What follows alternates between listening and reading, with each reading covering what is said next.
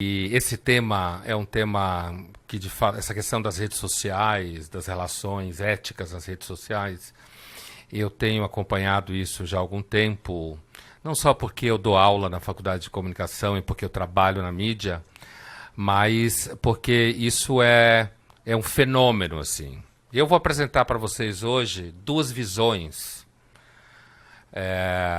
acerca desse problema, né? Do comportamento das pessoas nas redes sociais e o desdobramento, o impacto que isso gera no mundo cotidiano e na vida cotidiana. Eu vou começar falando para vocês de uma pesquisa que eu participei como analista do material há 2 anos atrás, numa grande empresa de comunicação americana que tem canais aqui no Brasil, na TV a cabo. E essa pesquisa foi feita em 24 países, incluindo nós, e em 14 milhões de jovens.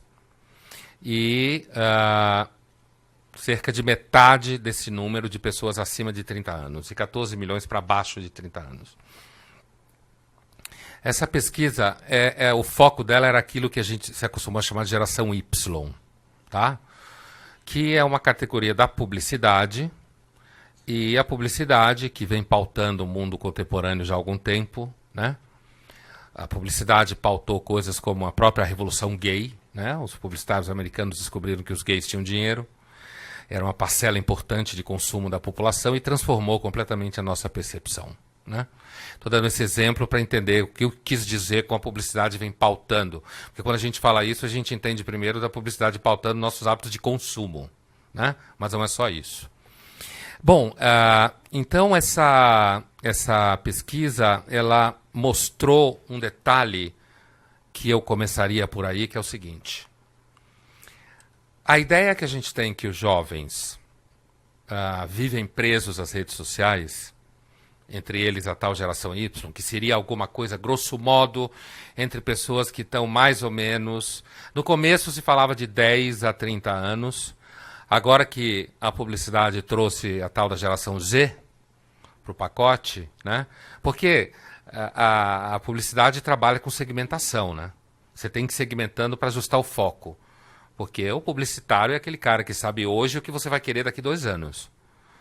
O bom publicitário é esse, né? Então agora tem a Z, então a Y diminuiu, ficou mais ou menos entre 15 e 30.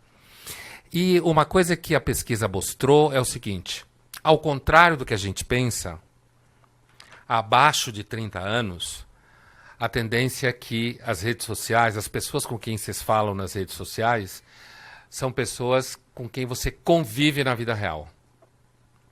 Se não convive, vai conviver. Está na faixa de pessoas com quem vocês vão ter relações, né? Na vida, nós vamos ter relação no dia a dia. Acima dos 30 anos, se você estiver falando de 50 anos, por exemplo, uma pessoa de 50 anos em redes sociais, a tendência é cada vez maior se distanciar a pessoa com quem você fala nas redes sociais das pessoas reais com as quais você se relaciona. Então, na realidade, quando você sobe a faixa etária, aumenta a relação indiferenciada nas redes sociais. A pessoa com quem você fala você não conhece. E aumenta a violência. Ou seja, quanto mais velho você é, para fazer uma síntese um pouco grosseira, mas quanto mais velho você é, e é usuário das redes sociais, certo? A tendência é que você seja mais violento, mais indiferente, que você não tem muita relação, digo, real, com as pessoas com quem você lida. Outra característica é, quanto mais acima de 30 anos, mais ansioso é o indivíduo que está nas redes sociais. Mais sozinho, provavelmente, no sentido de que já passou por fracassos afetivos, separação de casal, problemas com filhos, problemas profissionais, né? A gente sabe quando a gente tem, sei lá, 15, 16 anos, muitos de nós sonham que vão conquistar o mundo. E depois de uma certa idade você fica tentando manter o seu apartamento, né? E desencana do mundo, né? Quer manter o seu apartamento, o seu carro, e aí já tá bom. O mundo já está de bom tamanho, né? TV a cabo, Apple TV, não sei o quê. Então, assim, para assistir House of Cards, inclusive, para entender como funciona o mundo em cima, né? Então, assim, eu estou dizendo isso pelo seguinte, porque para a gente entender um pouco a psicologia das redes sociais, essa entrada meio antropológica é importante. A pessoa, ou a ferramenta das redes sociais, ela tem um valor, inclusive para a discussão política, né? A gente sabe, desde as eleições, essa tal polarização, nós, eles, né? Que foi introduzida no Brasil nos últimos anos, que é uma polarização que é uma espécie assim, de produção tardia da teoria filosófica hegeliana e marxista, de que a história é baseada na luta entre senhor e escravo, ou conflito de classes, né? A ideia, no caso do Marx especificamente, de que a violência é a geradora da liberdade e tal. Então, isso daí, quando você faz uma versão simples, dá uma ideia de que o mundo está dividido entre nós e eles. Ou a polarização também compreendida como, de um lado estão aqueles que nas redes sociais se chamam de petralha, do outro lado estão os coxinhas, né? Mas essa polarização enquanto tal, do ponto de vista político, não é muito ruim, não. Ruim, o que eu quero dizer que não é muito ruim é que a democracia é um regime baseado na soberania popular. E a soberania popular é isso. Quando ela se manifesta assim, né? Uma das coisas que muita gente fica meio assim com as redes sociais é porque acha que as redes sociais ela faz com que as pessoas sejam mais violentas e mais bobas. Tem muita gente discutindo isso, né? Inclusive os desdobramentos disso, né? Um conceito chamado de Big Data, que alguns de vocês seguramente já conhecem, se não todos, né? Que é o rastro que você deixa na internet, nas redes sociais, em todos os sistemas de informação ao longo da sua vida. E que você nem tem consciência que deixa. Eu lembro um ano, 2 anos atrás, uma aluna minha de cinema da FAP, a gente sempre faz trabalho com redes sociais e Big Data e tal, e aí ela fez um trabalho e ela ficou chocada com o resultado, que ela descobriu que o Google sabia da vida dela toda. E é uma menina, não é ninguém que ganhou o prêmio X, é uma menina, um menino normal de 18, 19 anos. Porque o Google sabe o ônibus que ela pega, porque ela usa aquele aplicativo do ônibus. O Google sabe os restaurantes que ela costuma comer, os lugares que ela anda do lado da FAP, né? Ela compra filmes com cartão de crédito. Resultado, o Google sabe os filmes que ela assistiu, que cinema que ela frequenta, né? Isso porque ela deu uma gulgada nela, como o professor, eu no caso. Dá uma gulgada em você para você descobrir o que significa esse conceito, que é o resultado de uma sociedade em rede, como a gente fala, que é o conceito de Big Data, né? Que é a gente fala Big Data em inglês, que significa a plataforma para a qual convergem os dados. E no momento que a gente tiver sistemas capazes de lidar com esse contingente de informação do tipo Google para lá, né? Então você aí de fato terá o que o Orwell chamava de Big Brother, né? Não era a televisão, como se pensou que ia ser, mas é a convergência de dados como resultado de uma sociedade em rede em que você mesmo está oferecendo as informações. Porque você quer todo tipo de desconto, né? Inclusive nota fiscal paulista, certo? Você quer todo tipo de desconto, né? Você quer comprar coisa em casa, porque é muito mais fácil, né? Não vai no banco. Por 1 minuto só, imagine o tanto de informação que o Big Data tem sobre você e sua vida bancária, né? Assim, se você imaginar só 1 minuto, né? Então tem um autor, para quem se interessa sobre isso, tem um autor americano do MIT chamado Alex Pentland, né? Escreve Pentland, juntos, né? Alex Pentland. Ele tem um livro chamado Social Physics, Física Social, Social Physics, que é um livro bem interessante. O Pentland é um otimista. Ele acha que as redes sociais e o Big Data vai fazer nossa vida melhor, né? Nesse assunto, como todo assunto que é super importante, tem uns caras que acham que vai dar tudo errado, que vai ser uma desgraça, que daqui a pouco você liga o computador e ele já sabe o que você vai querer comer na janta. E ele vai saber. É só ele cruzar as informações.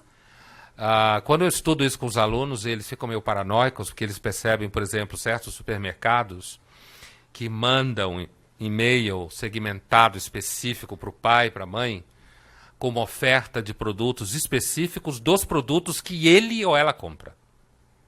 Né? No começo você se sente amado, que é aquela primeira reação ingênua que a gente tem em relação a essas coisas, se sente amado, né? E depois você percebe que isso, na realidade, é um cruzamento. Isso é o Big Data. São essas plataformas, né? Que elas vão cruzando cada vez mais dados e aí ele consegue fazer o seu perfil de consumo no supermercado tal. Então ele vai e oferece uma promoção só para você. E ainda é romântico a coisa. Para você. Né? É uma promoção que não é para fulano ou para fulana, é para você. Porque ele sabe que você costuma comer aquilo. Então, você pode não chegar ao ponto de dizer exatamente o que você vai comer à noite, mas de ter um perfil do seu hábito de consumo, é claro. No meu caso, por exemplo, que sou um consumidor inveterado de livros da Amazon, né? Já há muitos anos, cada vez que eu abro a página na Amazon, eles estão me oferecendo livros que, no mínimo, metade deles eu compro. Né? Porque tem tudo a ver. Né? E ao longo desses anos, a gente foi percebendo como isso foi ajustando, afinando, porque eles vão cruzando as informações, eles não, né? Essa tal plataforma. Agora associe isso a sistemas de saúde. Exames de sangue, que está tudo na plataforma que você faz. Seu colesterol, que agora deixou de ser bandido, né? Colesterol recentemente. Só o que você produz no fígado faz mal. O que você come não faz mal. Então agora está na moda dizer que pode comer ovo, tá? Gema de ovo e tal. Então, assim, todos os exames que você faz, esse cruzamento, né? O Alex Pentland acha que esse cruzamento vai tornar a vida mais segura, né? Mais previsível. A gente vai, por exemplo, conseguir prever nascimento de epidemias pelo comportamento, pelos remédios, pelo que as pessoas estão comendo, certo? Uma outra coisa é a lida com depressão e solidão, né? Se você fica em casa comprando 500 filmes na Apple TV ou no Now durante vários meses em seguida, provavelmente você está miseravelmente só. Né? Ou então você vive com alguém com quem você não consegue trocar uma palavra sequer, o que também acontece. Né? Então, assim, todo esse... então, essa ideia do impacto na vida concreta, estou tentando mostrar que esse impacto ele é concreto mesmo, não é um impacto abstrato. E ele é concreto para além do que a gente falou nos últimos tempos aqui no Brasil, da baixaria, da polarização nas redes sociais. As redes sociais são nosso espelho. É assim que a gente é. Principalmente quando você está com o computador na mão e você está sozinho, você e o computador, né? E aí você é um herói, seu herói por 5 minutos, né? E uma das coisas que a gente sofre no mundo contemporâneo é um esmagador sentimento de anonimato. O anonimato às vezes ajuda. Eu conheço muita gente, meninos e meninas que saem de cidades do interior, de São Paulo, de estados próximos a São Paulo, para vir estudar em São Paulo, loucos pelo anonimato paulistano. Por quê? Porque moram em cidades pequenas, que são muito mais comunitárias. A gente sabe, comunidade, os hippies sonhavam com comunidade, né, onde todo mundo se ama, onde todo mundo transa com todo mundo, mas não dá certo. Comunidade mesmo é um lugar do qual você não tem como sair. Né? Quer dizer, é um lugar onde as pessoas se conhecem, onde os vínculos são muito sólidos. Então, todo mundo sabe que seu pai bebe demais, certo?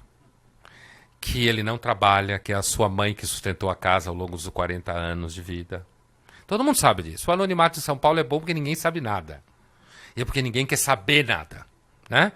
Mas o sentimento de anonimato, que é tipicamente moderno, dá um sentimento uma sensação muito ruim de invisibilidade.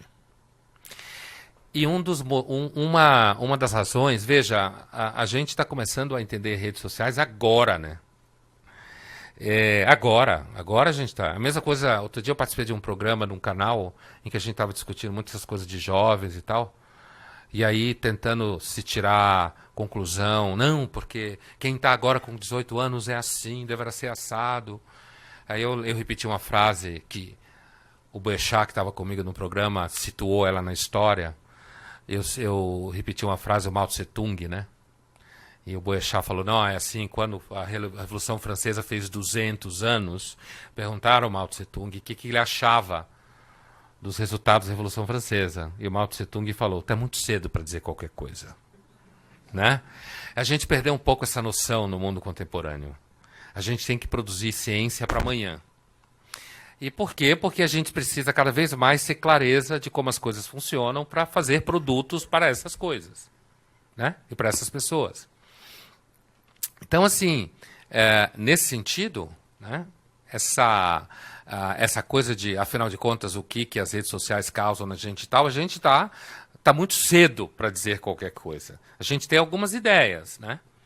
E algumas dessas ideias falam do quê? É possível que um dos motivos de mais violência nas redes sociais, além da transposição de conflitos políticos para dentro do espaço das redes, que é uma coisa meio normal, inclusive é importante pontuar que ainda hoje as redes sociais não têm quase credibilidade nenhuma, tá? Ninguém leva a sério redes sociais. Vou me corrigir, não é que a gente não leva a sério, a gente leva a sério como número de viewers, certo? Likes e dislikes. Nisso você leva muito a sério e todo marketing leva a sério isso. O que eu disse que não se leva a sério é com relação aos conteúdos, de credibilidade, como a gente fala em mídia. O que continua tendo credibilidade em termos de mídia é jornal, revista, televisão e rádio. Né? As redes sociais, na realidade, elas reagem a isso, em termos de conteúdo, e a mídia tradicional reage à pressão dos consumidores das redes sociais. É assim que se dá a relação. Então a gente fica o tempo inteiro querendo saber o que é que o ouvinte, o telespectador, o leitor pensa, e alguns leitores, no caso especificamente, se ofendem fácil. Uma vez eu falei num programa, alguns anos atrás, que eu não lia os comentários dos leitores na página da Folha Online, que eu não leio mesmo. Eu leio quando mandam e-mails para mim, né? Mas eu não leio na página online, não dá tempo. Mas quando os e-mails que mandam para mim, eu leio, muitos converso com pessoas e tal. Isso gerou um protesto de um monte de gente. Como assim o Pondé não lê os comentários da Folha Online? Né? Só lê os e-mails? Por uma questão de tempo, não é um problema moral que eu tenho contra coisas online, de forma nenhuma. Mas isso mostra como as redes sociais, na realidade, elas são a maior ferramenta de luta contra a invisibilidade que existe no mundo contemporâneo.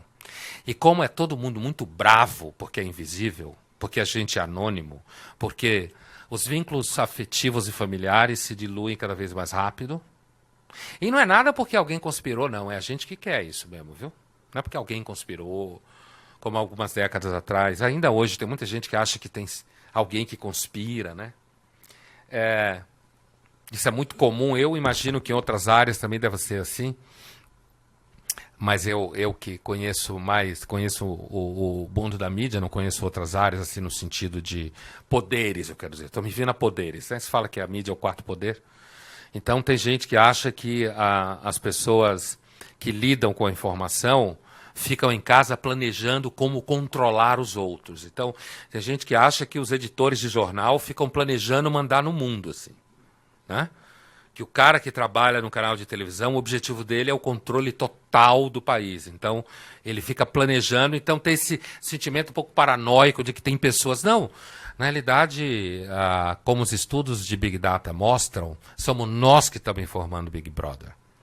Estamos informando porque que nem eu com a Amazon.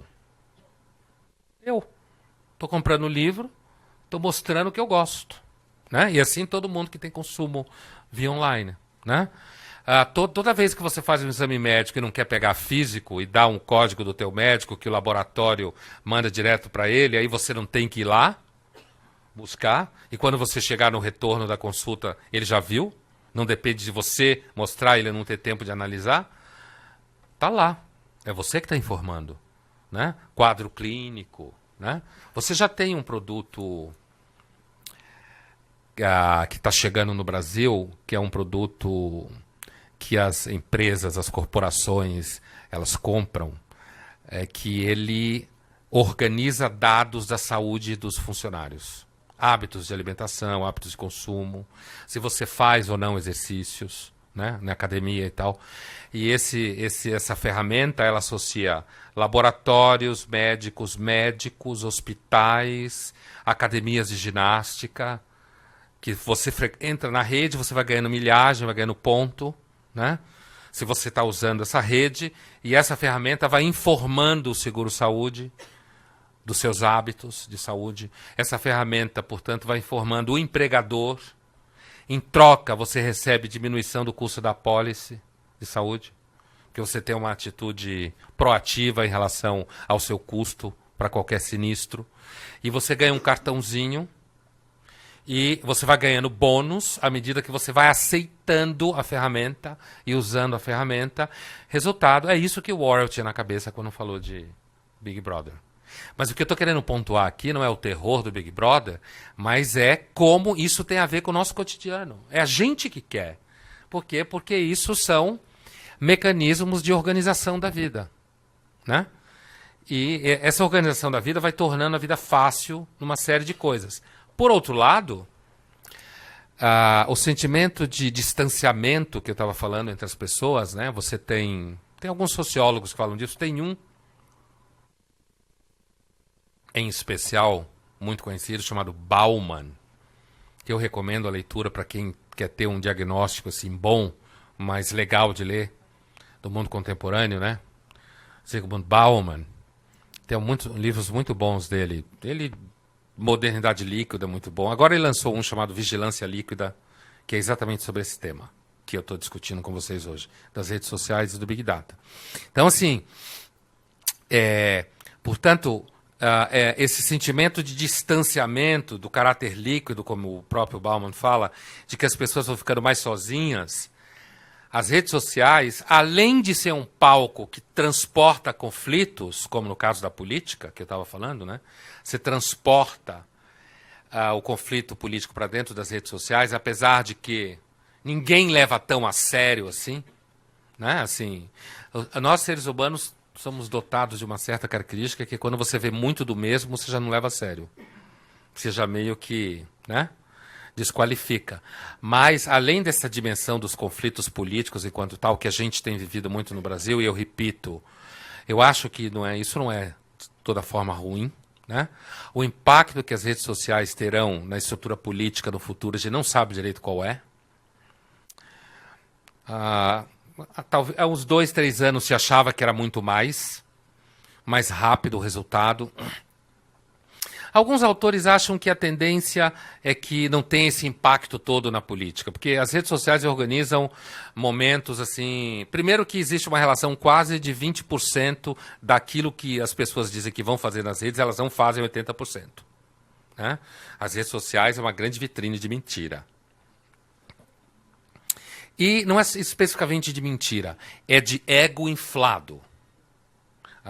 Nas redes sociais, a gente combate nosso sentimento esmagador de insignificância cuspindo em todo mundo, xingando, falando o diabo, né? Colocando isso tudo nas páginas.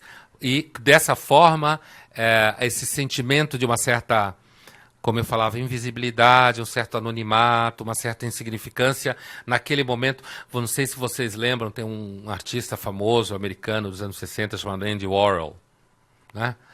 Que arte pop, né? Que dizia que no futuro todo mundo ia ser famoso por 15 minutos. Na realidade, esse comentário dele é porque ele estava ligado no desenvolvimento daquilo que hoje a gente chama acessibilidade, né? Ele estava ligado no processo do que alguns chamam de democratização dos meios da informação. Essa expressão me dá um certo calafrio, democratização dos meios de comunicação, porque ela é usada, sei lá, em países como a Venezuela, para não deixar jornalista escrever o que quer, né? Mas, tecnicamente, a noção de democratização dos meios de informação é o que Andy Warhol estava pensando. É o quê? Vai chegar um dia, ele falou 15 minutos. Hoje, na realidade, você pode dizer que todo mundo é famoso por 1 minuto. E é 1 minuto que alguém está olhando o que você fez, né? E aquela pesquisa que eu falava no começo, e aí eu falei dessa pesquisa com alguns colegas da FAAP, eles começaram a fazer uns testes com os alunos, que é o seguinte, a pesquisa mostra que as pessoas mais velhas são mais dependentes afetivamente das redes sociais. Se ela posta uma coisa e ninguém dá um like ou reage, a figura vai pro chão, assim. Né? E os professores que fizeram testes com os alunos perceberam isso. Como eles se sentem dependentes do aluno dar retorno. Né?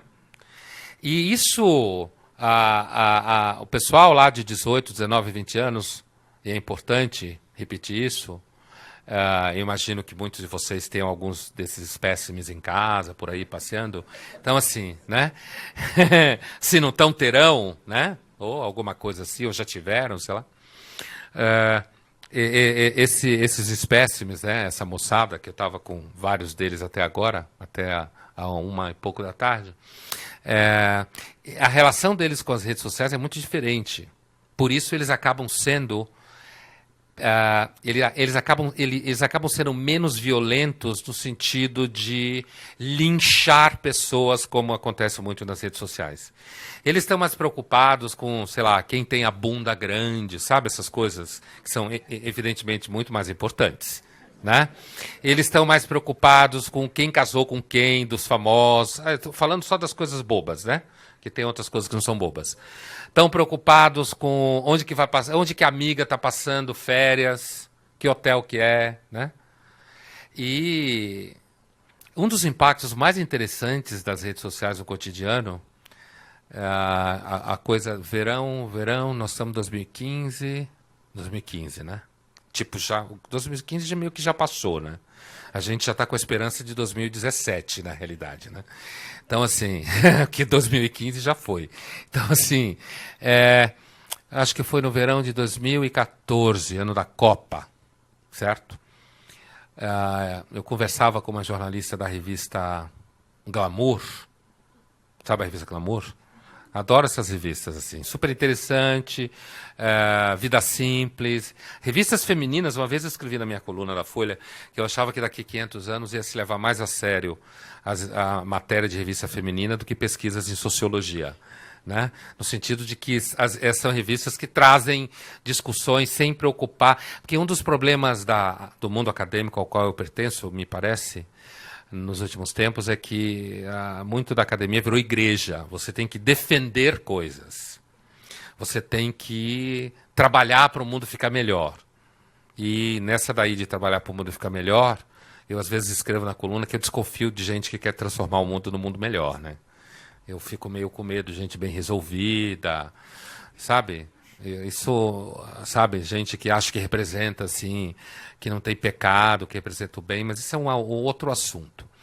Mas, assim, eu conversava com essa jornalista e a gente discutia um tema que se chama Síndrome de Missing Out, que é um típico impacto cotidiano das redes sociais. Ela tem uma sigla em inglês, que é FOMO, se não me engano. É a seguinte síndrome. O Instagram, certo? Você está viajando num lugar, você está nas férias, você posta uma foto de um hotel que você está. Aí tua amiga ou teu amigo, que está num outro hotel em outro lugar, vê aquela foto e brocha. Por quê? Porque pensa, putz, eu sou mais pobre do que ela.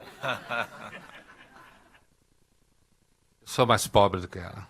Eu sempre achei que aquela desgraçada era mais rica do que eu. Então, assim, não, é sério isso. O negócio, em inglês, é síndrome de missing out. É uma síndrome descrita a partir do uso do Instagram, especificamente, que é pessoas que se sentem que aquilo que elas estão usufruindo perdem o valor no momento que elas descobrem que alguém que elas conhecem está usufruindo algo melhor do que elas. E você sabe que uma das coisas mais comuns de hoje em dia, em férias, é você postar fotos de água do mar. Quanto mais cristalina é a água, melhor você está na fita. Certo? Postar foto dos pratos que você está comendo nesses hotéis. Quanto mais desenhado o prato é, melhor você está na fita. Postar foto dos quartos que você está. Estou falando de assuntos de férias, né? Fotos de quartos onde você está, no hotel que você está, né? E é claro que as fotos do Instagram todas têm aquela cara de mundo da propaganda da CNN, né? Vocês já repararam, mas quando você vê CNN, a publicidade da CNN é sempre um mundo que vai dar certo, né? Então eles mostram lugares do mundo que a gente sabe que estão mergulhados num caos total, e aí mostra aquele puto hotel, aquele homem, aquela mulher fazendo negócios, que dá a impressão que lá todo mundo é igual, né? Mostram aqueles caras andando super felizes na rua, quando na realidade você sabe, você diz, mas que país é esse mesmo? Mas não é aqui, né? Mas a publicidade da CNN, claro, a CNN é uma emissora completamente... ela é aquele tipo de emissora que... As emissoras trabalham em certos diapasões, né, de visão de mundo, e a CNN é aquela que trabalha num diapasão de que o capitalismo vai fazer o mundo melhor, né? Essa é uma visão do corpo editorial, esse olhar, né? Ou então do filme Ela. Lembra alguém? Sabe o filme Ela? Com o carinha que fica apaixonado pela mina que é a voz da Scarlett Johansson, né? A Samantha, né? Aquele filme é muito interessante porque, além do fato de que fica todo mundo falando sozinho, né? Porque o celular... E você não está mais falando só com o celular, está falando com um grande sistema, né? E esse grande sistema localiza pessoas para você transar, né? Falando, todo mundo super na fase oral, assim, né? Só fala das coisas de sexo. E ele acaba se apaixonando por uma OS que está ali para ajudar ele com e-mails, com conta bancária. Isso é um resultado de você pensando o Big Data operando a seu favor. Então ela respondia e-mails para ele, agendava reuniões, né? Ela escrevia cartas, porque ele trabalhava oferecendo cartas de amor, né? Para as pessoas mandarem para os seus namorados e namoradas e tal. E ele se apaixona por ela, né? Pela OS lá, Samantha. Mas o que eu queria dizer é que, se vocês lembrarem do filme, a fotografia do filme é meio amarelo e vermelho, as roupas são amarelo e vermelho, que são cores de alegria, né? São cores que deixam você para cima, né? E era todo mundo super feliz, não sei se vocês lembram, os metrôs e trens eram maravilhosos, tudo limpo, amplo, as pessoas sentadas, tudo parecia classe executiva, assim, no metrô. E as ruas super limpas, todo mundo lindo, maravilhoso e feliz. Mas, na realidade, o filme mostra que as pessoas são bem infelizes, né? Tem esse... Claro, o filme está discutindo isso numa chave mais para o Bauman do que para o Pentland. Porque o Pentland acha que essa ferramenta toda vai seguramente tornar o nosso mundo melhor. E provavelmente vai, do ponto de vista de serviços. Já está tornando, né? Sem dúvida. Mas é justamente porque ela vai tornar o mundo melhor do ponto de vista de serviços que ela vai criar justamente essa capacidade de cerceamento da vida. Que a vida vai ficar cada vez mais pequenininha dentro das ferramentas de serviço, né? Bom, e aí essa tal de síndrome de missing out, né? A jornalista me perguntava, mas professor, será que... Como que a gente escapa dessa síndrome, né? Falei, olha, como tudo que tem a ver com determinadas ferramentas de época, nós, seres humanos, sempre fomos escravos da técnica. Porque se vocês pensarem, nós somos um animal bastante vagabundo. Nós não produzimos nenhum tipo de veneno. Você pode xingar o outro. Inclusive as redes sociais servem bastante para isso. Você pode xingar o outro, falar mal. Mas isso não chega nem aos pés de uma naja cuspideira, né? A gente não voa. Nós não temos unhas muito fortes, dentes péssimos. Nós não enxergamos bem à noite, tá? Nós temos uma atividade reprodutiva super Olha, se os outros animais tivessem, a maior parte dos animais tivessem o trabalho que a gente tem para reproduzir, o mundo já tinha acabado. Ó. A nossa reprodução é lenta, né? Ela é super dialógica, certo? Quer dizer, nós somos um ser do afeto, então tem todo o envolvimento na história, né? Para isso que existem todos os restaurantes à noite no mundo, é para ajudar a gente a reproduzir, né? O álcool também é feito para fora antes dele estar pronto. Por isso que a gente nasce sem estar pronto, né? A gente nasce até 5 anos, come vidro, né? Sei lá, pula pela janela. Isso me lembra uma coisa, né? Eu quero descrever porque a gente é dependente da técnica, por isso eu fui lá atrás da pré-história, né? Para mostrar que desde aquela época a gente é dependente da técnica, senão a gente não sobrevivia, isso que eu estou dizendo. Então a tendência é que a gente fique cada vez mais escravo da técnica. Mas esse movimento aqui, quando você vai acompanhando essa questão da reprodução, da pré-história para cá, eu tenho lido muito sobre pré-história, para entender para nos entender.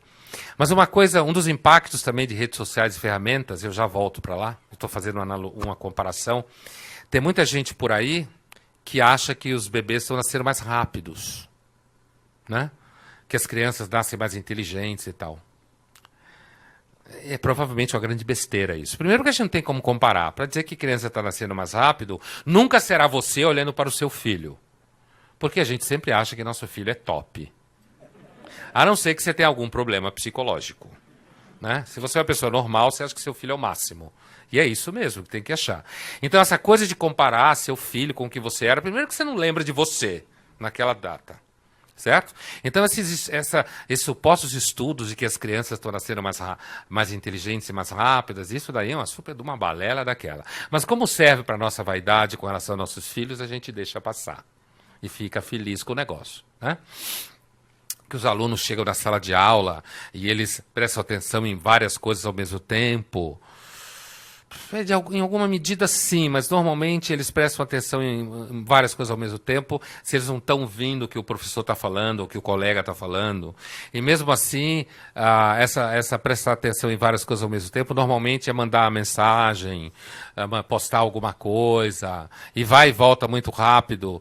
Eu, recentemente, inclusive, falava com uma jornalista, eu não vejo nenhuma grande diferença nos jovens dos últimos 15 anos dentro da sala de aula. Não vejo.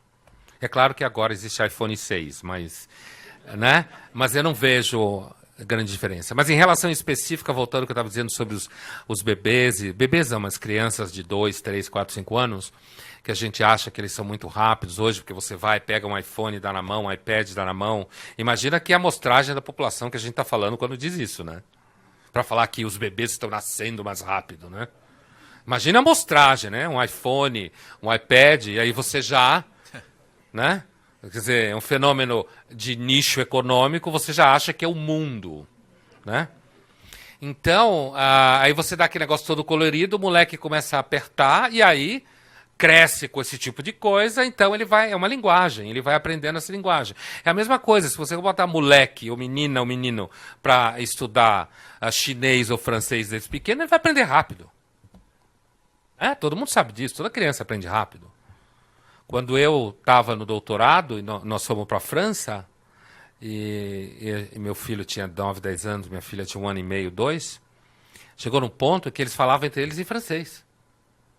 E eu e minha mulher, a gente falava com eles em português, e eles respondiam em francês, certo? Eles estavam dentro... Por quê? Porque a escola, o tempo inteiro, todo mundo, os amigos, a televisão, todo mundo falava francês. Eles pequenos, principalmente a minha filha, que tinha 1 ano e meio, 2 anos quando foi para a escola. Resultado, para ela o francês era a primeira língua do mundo. Então, você fica dando iPad e iPhone para as crianças, eles vão aprender mesmo. Eu tenho a impressão, na realidade, que há 100 mil anos atrás as crianças eram mais ágeis do que hoje. É o contrário. Elas eram mais ágeis porque hoje elas são muito mais protegidas, né? Hoje você tem toda uma esfera, né? E não estou falando agora de proteção luxuosa, tem toda uma esfera ao redor das crianças. Há 100 mil anos atrás você tinha que sair correndo que senão um bicho engolia sua cabeça, certo? Então, é o contrário. Eu acho que hoje, é claro que o que eu estou falando é uma ciência, não dá para comparar, mas o que a gente conhece da pré-história É razoável dizer que as crianças eram mais rápidas, sim. E à medida que o luxo vai aumentando, não é que as crianças vão mudar, porque do ponto de vista evolucionista não acontece a mudança. Mas elas são menos demandadas do que eram. Não, é isso que eu quero dizer por mais devagar. Não porque nasce mais devagar. Né? Isso não acontece. A gente continua, a gente é igualzinho o que foi nos últimos 70 mil anos. A gente continua igualzinho. Então, assim, essa ideia, voltando lá para a pré-história, o que eu estava dizendo, é que nós sempre fomos seres dependentes da técnica. Senão a gente não sobrevive. Então, se a gente tentar pensar um pouco para frente, assim, em termos de tempo, de futuro, eu não vejo nenhum sinal de que a gente vai escapar de uma certa dependência das ferramentas de informação, inclusive das redes sociais. Mas não acho que a gente não dá para dizer ainda que as redes sociais vão causar o transtorno que alguns acham que vão causar. Ainda hoje, normalmente, o que as pessoas fazem das redes sociais, e aí eu volto a falar daqueles que são acima de 30 anos, é falar da pizza que comeu, projetar uma vida feliz que não tem, xingar pessoas que ela conhece do dia a dia e que normalmente não tem coragem de xingar na frente, né? Ou de tornar explícito o conflito. Ou seja, a relação é parecida, eu vou fazer uma analogia, parece distante, mas não é. É uma relação parecida com a relação que se tem com a televisão no passado. Você chegava na frente da televisão, aí você xingava a personagem da novela, xingava o cara, até hoje, né? Xinga o cara que aparece dando entrevista, porque você é ladrão, não sei o quê, né? Vai pra cadeia, ou então vibra com o que está vendo. A relação que a gente tem com as redes sociais é uma relação, hoje ainda é uma relação desse tipo. Os desdobramentos, a gente teve três grandes fenômenos, né? E eu começo a fechar porque acho que vai ter alguns comentários, perguntas por escrito e tal.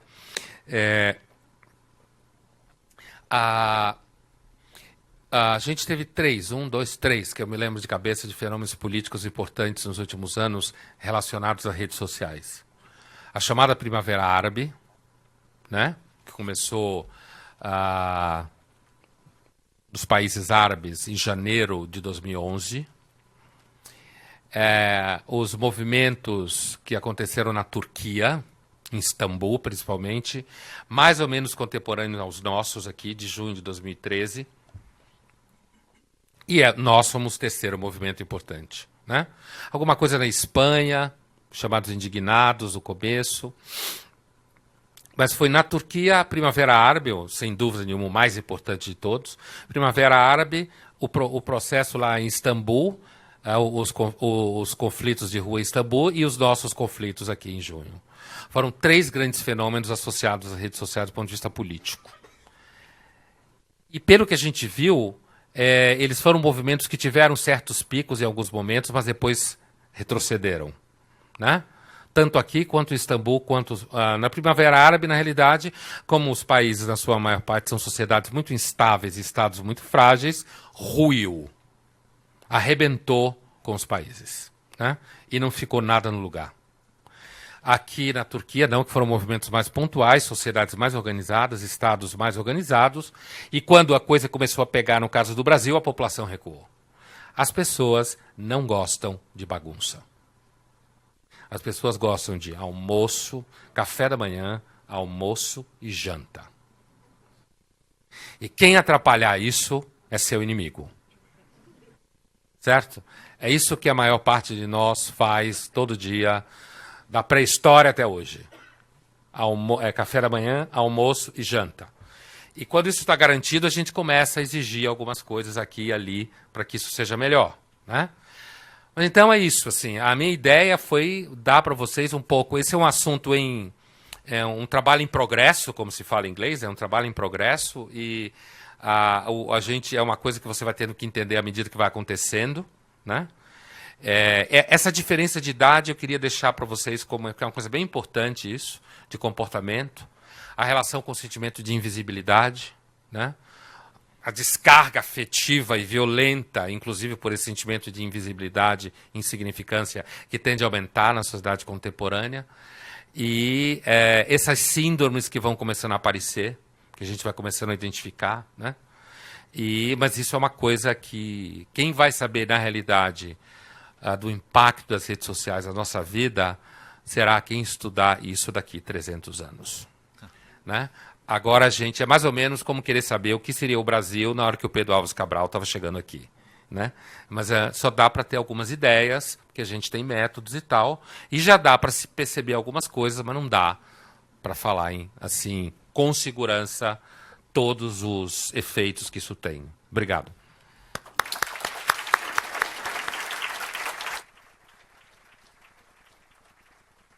Gostaria de convidar aqui para os comentários e para compor a mesa o Fábio Almeida, secretário-geral do Sinafresp. Fábio. E o José Aparecido Cioca, presidente do Conselho do Sinafresp também.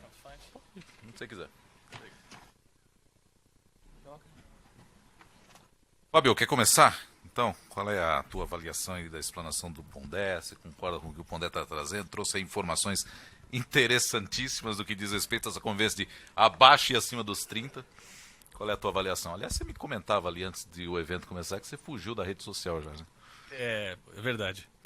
Eu tinha perfil de Facebook e cancelei, tem uns meses já, e estou mais feliz. Isso é uma tendência. E eu tenho mais de 30, então, sei lá, devo ser dos mais... Bom, não sou mais que eu saí. Eu estava ouvindo aqui, eu reconheci muitas coisas do nosso dia a dia, situações e coisas, mas eu queria perguntar, detalhar um pouquinho, se nessas primeiras tentativas aí de entender o que está acontecendo tudo, já tem alguma coisa que traga isso para o universo do trabalho ou de organizações, de grupos menores, para ver se eu consigo deixar, na minha cabeça pelo menos, mais claro para o nosso dia a dia aqui, para trazer mais para perto. Dá para falar um pouquinho disso? Sim, quando eu comecei a falar daquela coisa da ferramenta de saúde, né? Eu vou dar um outro exemplo, e aí é uma ideia assim da aplicação no mundo corporativo, especificamente. Mas antes eu queria dizer para você que abandonou o Facebook, né? Que quando você fizer um corte de idade, 22, 21 anos para baixo, o número de jovens de classe social A, B+, e A, que abandonam o Facebook é cada vez maior. Em breve, o Facebook vai ser uma ferramenta, como eles falam, de gente velha. Tá? Eles estão fora do Facebook. E eles começaram a ficar fora. As classes sociais menos favorecidas, elas chegaram no Facebook mais tarde. No caso do Brasil, estava no Orkut. Brasil e Turquia, né? Agora estão no Facebook. Mas a tendência é os jovens que estão aqui em cima, eles saem do Facebook, eles ficam no WhatsApp e no Instagram. E uma das razões de abandonar o Facebook é porque eles começaram a cruzar com a tia falando da balada que ficou e vomitou, entendeu? O pai falando com a namorada da idade da filha, sabe? Esse tipo de situação, né? Então, você tem gente que abandonou o Facebook, inclusive mais jovem que você. Agora, eu tive num evento há algum tempo atrás, que era um evento de recursos humanos, tá? E que a minha pauta era o ressentimento nas relações de trabalho. Mas, como era em outra cidade, eu fui mais cedo e assisti o evento. Eu ia falar à tarde e assisti na parte da manhã. E uma coisa que me chamou a atenção foi uma ferramenta específica, semelhante àquela que eu estava falando de saúde, para as corporações e para as pessoas administrarem sua própria carreira profissional, que é uma ferramenta justamente que trabalha nessa plataforma das redes sociais e dos dados decorrentes das redes sociais, que vai, por exemplo, o sujeito lá que faz a gestão de RH com essa ferramenta, e à medida que você é proativo com a ferramenta, ele tem uma noção, inclusive, de onde você mora, que lazer que você faz, onde que você come, para onde que você tira férias, entendeu? E nesse movimento, aquele que faz a gestão, ele tem uma noção maior e mais clara do universo que está sob o controle, entre aspas, dele, das pessoas com quem ele trabalha. E o objetivo dessa ferramenta é, inclusive, ajudar tanto as corporações quanto os profissionais a tornar a vida, agregar valor de controle às variáveis da vida. E, nesse sentido, tornar a sua administração da sua própria vida eficaz. Outra coisa é essa ferramenta, o objetivo dessa ferramenta é monitorar a violência entre as pessoas que trabalham juntas, certo? No sentido de, porque um dos problemas nesse ponto de vista do mundo corporativo, né, mas acho que não só, do mundo do trabalho, mas o evento era mundo corporativo privado, né? Um dos problemas das redes sociais do mundo corporativo a gente não sabe ainda em que medida ele acaba virando uma ferramenta de desagregação, ou ele é uma ferramenta em que a pessoa que não consegue desagregar descarrega a violência que está dentro dela ali. Mas, de qualquer jeito, a ideia, né, a ideia de que a vida nas redes sociais podem causar transtorno nas relações de trabalho é uma das possibilidades mais fortes. O Alex Pentland, que eu falava no começo, ele acha que não. Ele acha que as redes sociais e a participação nas redes sociais, elas, na realidade, ajudam a empresa e ao gestor saber quem são aqueles que são colaborativos e aqueles que são negativos, na medida que tornam as suas redes sociais abertas à gestão. Entendeu? Pode contar ou não? Então, que pode causar transtorno é bastante claro, e que essa ferramenta, uma das preocupações dela é o monitoramento da vida em redes sociais, não o horário que você marca para transar com fulano e beltrano, né? Você tem níveis, né? Do mais superficial ao mais deep, como eles falam, né? E nesse sentido, monitorar justamente por causa da violência. Então, assim como você não pode ser violento no refeitório da empresa, digamos assim, você não poderá ser violento nas relações com as pessoas com quem você trabalha nas redes sociais, porque causa transtorno de relacionamento. Né? Sioca. Pondé, nesse sentido, a gente vê muitas redes sociais interferindo de forma até abrupta nas administrações. Vou dizer um caso do sindicato, por exemplo.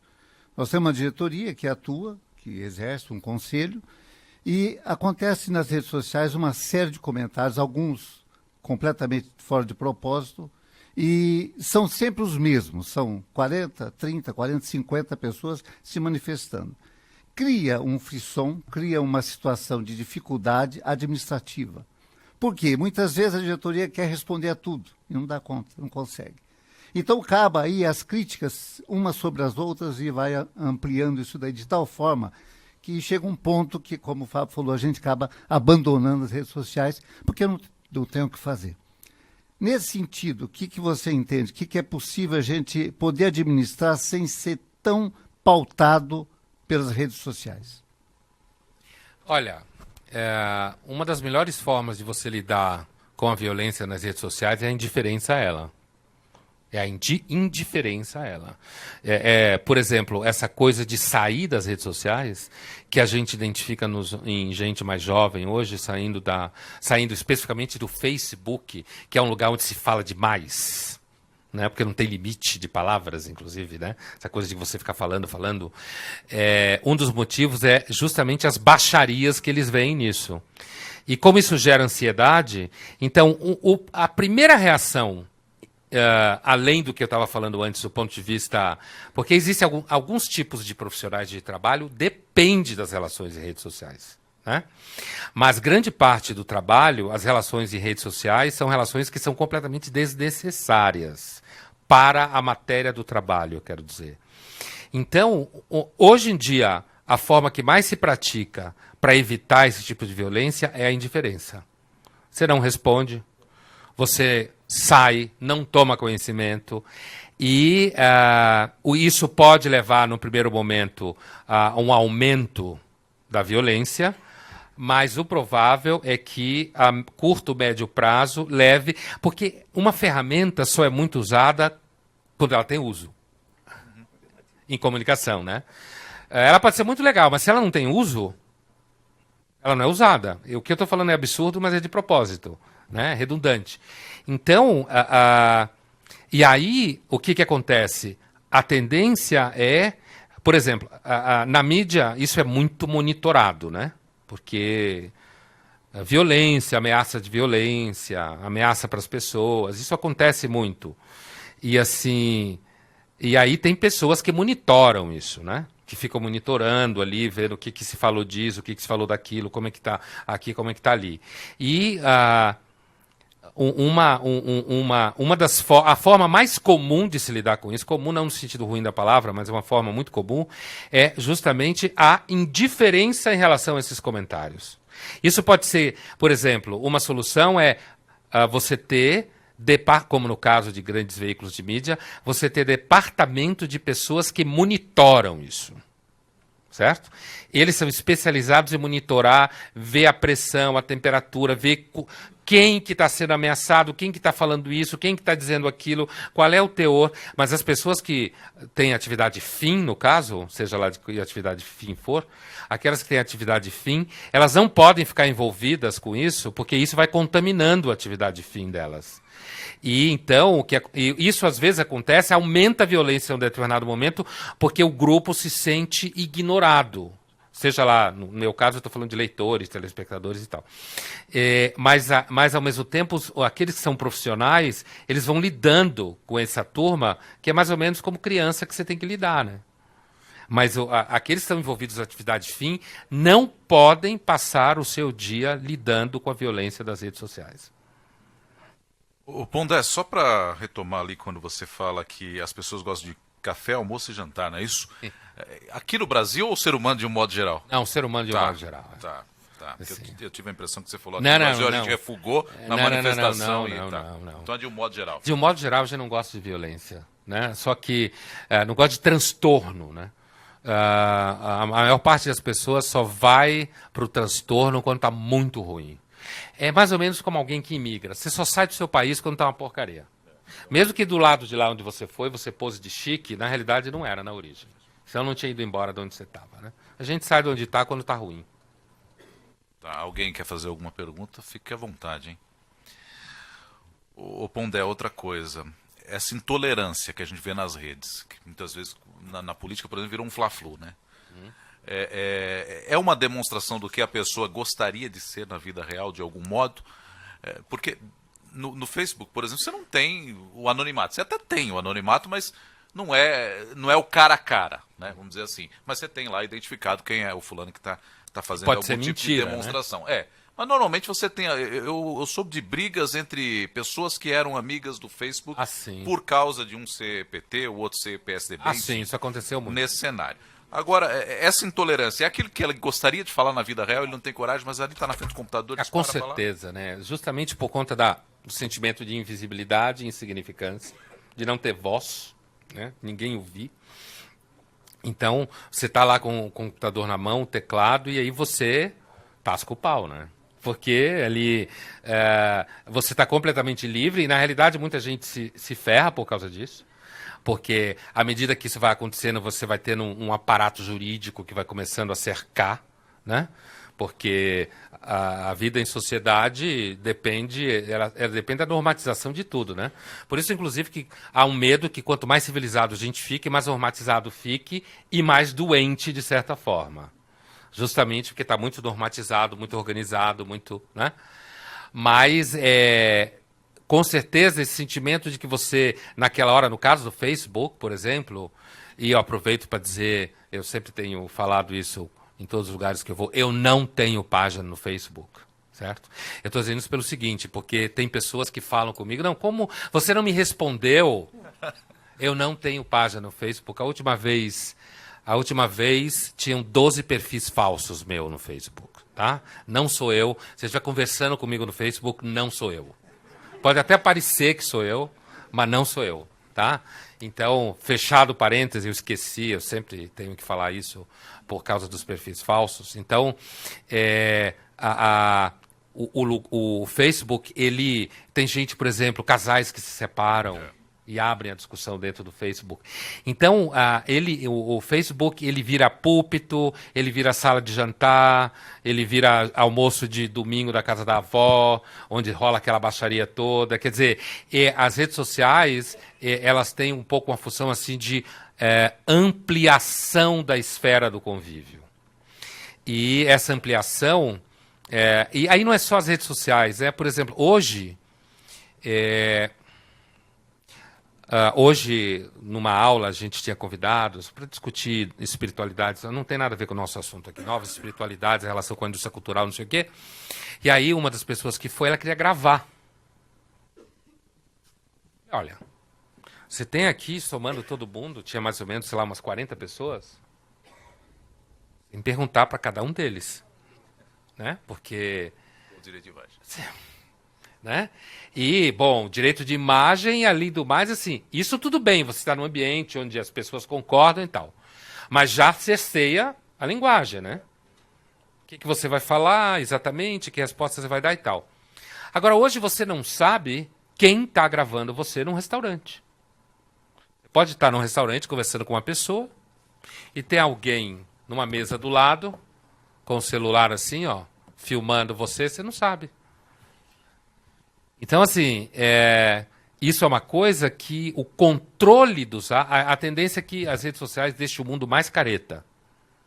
Porque como as redes sociais são um enorme olho em cima de todo mundo, você tem que ir para lugares muito longe para se esconder. Ou se policiar muito. O tempo inteiro. Ou você não faz nada de errado, o que torna a vida insuportável. É tudo cidadezinha do interior, então. Quer perguntar alguma coisa? Você quer perguntar?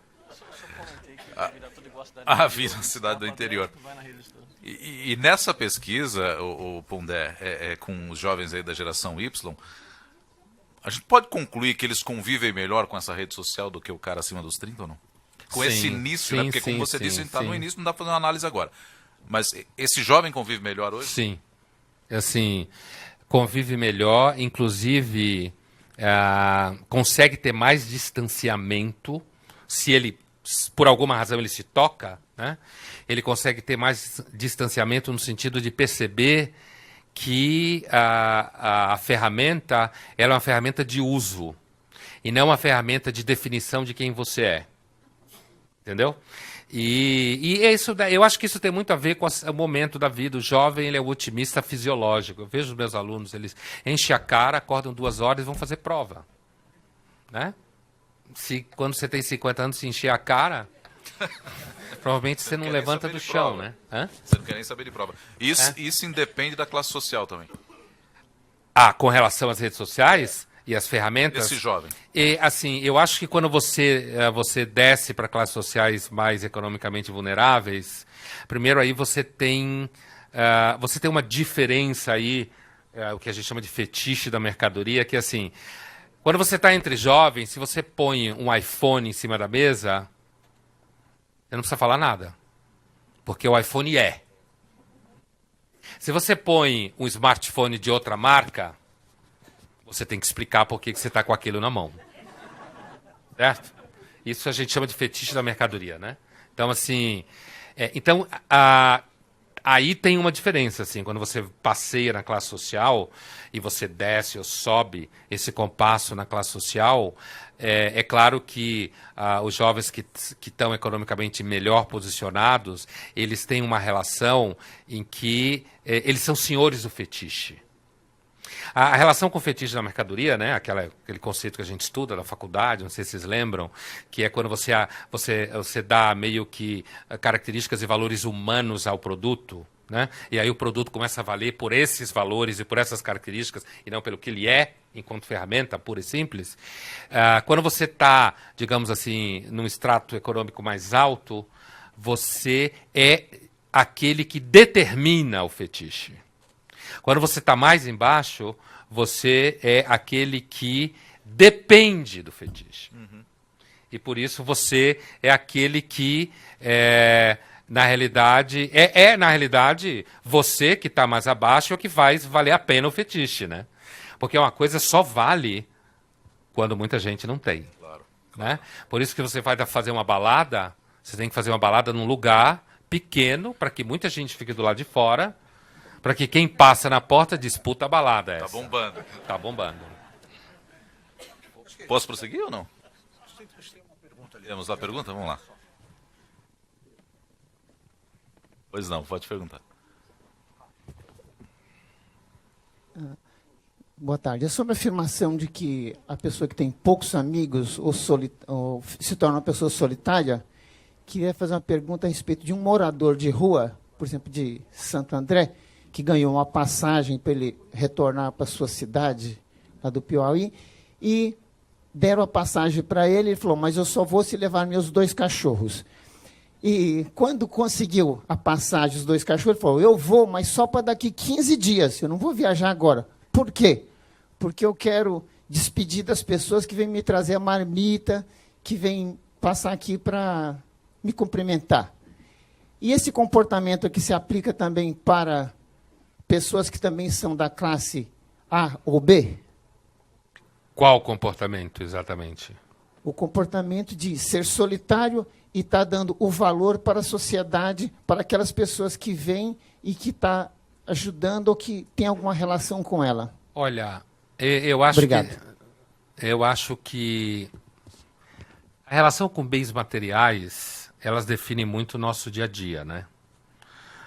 Me parece que pessoas de extrato social mais alto, elas experimentam uma sensação de maior autonomia, maior independência, e normalmente essas características levam você a ter uma experiência de que você é mais forte. Pode levar a um certo cinismo, alguns falam isso, porque descobrem que, na realidade, as pessoas estão sempre interessadas em o que você tem, não o que você é, e essa discussão é um inferno, né? O que é, o que tem, onde está a fronteira. Enquanto, quando você é muito... quando eu falei das populações mais vulneráveis, eu não estava pensando em morador de rua, tá? Eu estava pensando simplesmente classe C, tá? Isso que eu estava pensando.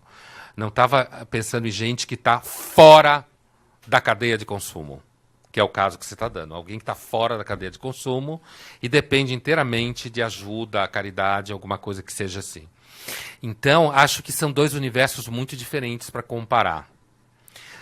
Uma pessoa que depende de pessoas que dão marmita para elas e comida, né? E uma pessoa que está no extrato social muito alto e, na realidade, o problema dela é, afinal de contas, para onde eu vou agora, porque há 3 semanas atrás eu voltei da Mongólia. Paris é um saco, já fui lá milhares de vezes, está cheio de gente, inclusive, agora está insuportável. Então, agora a ideia é eu conseguir ir para um lugar onde não tenha ninguém. O que eu estou querendo dizer é que é a mesma espécie, mas são vidas muito diferentes. Muito diferentes. A ideia de que a gente faz parte de uma espécie única e todo mundo se ama, ou todo mundo é igual, a gente é igual em determinadas coisas, mas as condições materiais determinam vivências em planetas, entre aspas, muito diferentes. Agora, que nós todos parecemos depender de certos vínculos afetivos e emocionais, com certeza dependemos. Né? Não me pareceu um pouco estranho que esse senhor tenha querido levar os cachorros, que são amigos muito mais fiéis, e, né, porque você bate neles, eles continuam te amando, e os seres humanos, você dá presente, eles não te amam suficientemente, mesmo você dando presentes, e depois as pessoas que davam comida para eles, né? Porque a humanização aparece nesse tipo de relação, né? Bom, eu tenho pouco tempo, tem mais uma pergunta e outra do Fábio aqui rapidamente. Pois não. Senhor, boa tarde. Tarde. Eu estava pensando, quer dizer, quando tem o Big Brother é uma ferramenta de totalitarismo. no livro do Orwell. No livro. Sim. O que a gente, pelo menos por rede social, o que tem acontecido, os exemplos que o senhor citou, foram movimentos sem o contrário, foram movimentos populares que vêm derrubar o totalitarismo. Então isso é uma coisa. Sim, mas eu entendo o que você está falando, é fácil responder isso. Outra coisa é, por exemplo, o momento político que a gente está vivendo hoje, que está tendo essa polarização entre coxinhas e Petralhas. e petralhas. É.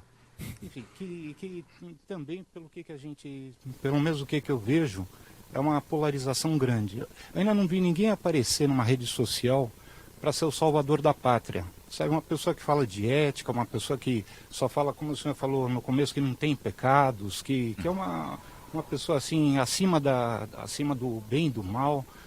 E eu não tenho visto ninguém pegar a rede social e monopolizar para isso, para um fim político.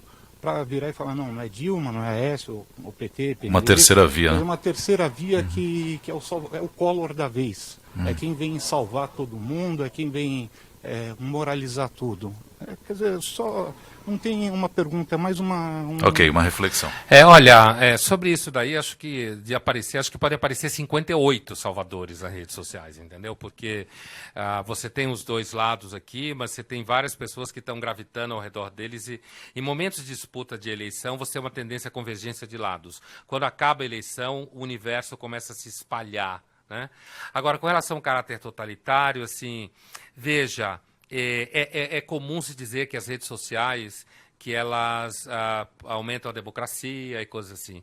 Mas é importante perceber que o totalitarismo não é um conceito que descreve um governo, apenas um governo com a burocracia forte e centralizado. O totalitarismo, ele se sustenta, inclusive historicamente, se sustentou em cima de uma massa de pessoas que concordam com a violência. E as redes sociais são um espaço de linchamento gigantesco. Então, eu falei do caráter totalitário, do rastro no Big Data e do controle, né? Nós marchamos para sociedades cada vez com mais controle.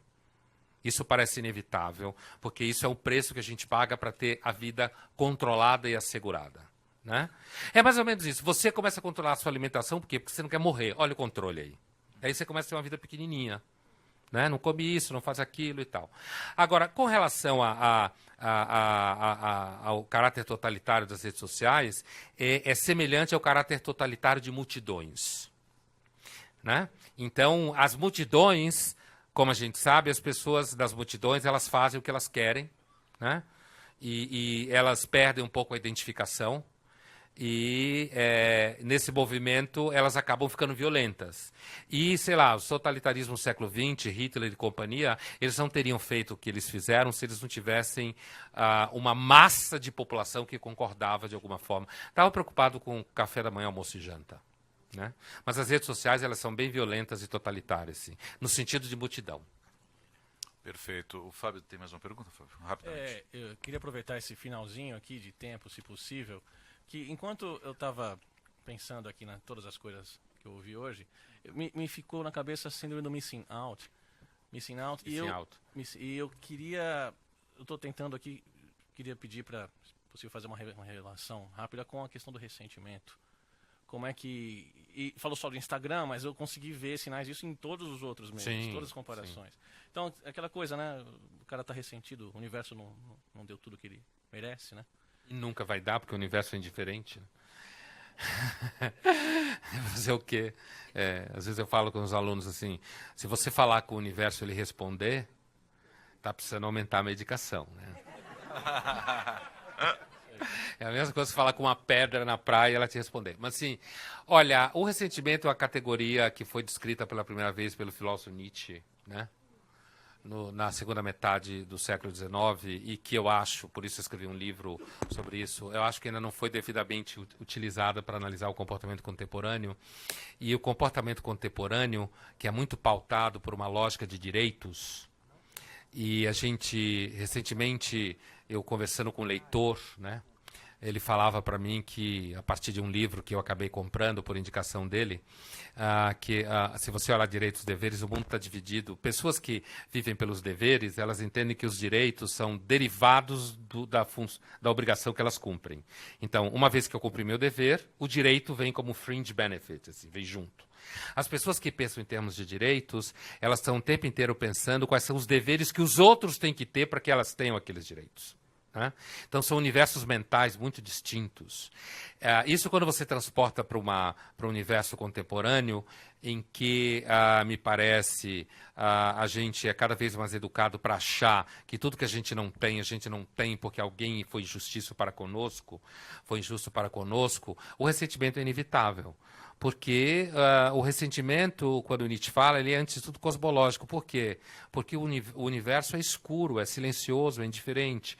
Você pode fazer a crítica da religião, que ele próprio fez, como fruto do ressentimento, mas acho que ainda não foi feita uma crítica um tanto psicossocial para perceber como uma cultura do ressentimento, as pessoas reclamam de tudo, acham que tem que ganhar tudo. E eu não estou falando só no sentido político, não. Político também. Tá? Você tem partidos do ressentimento aí.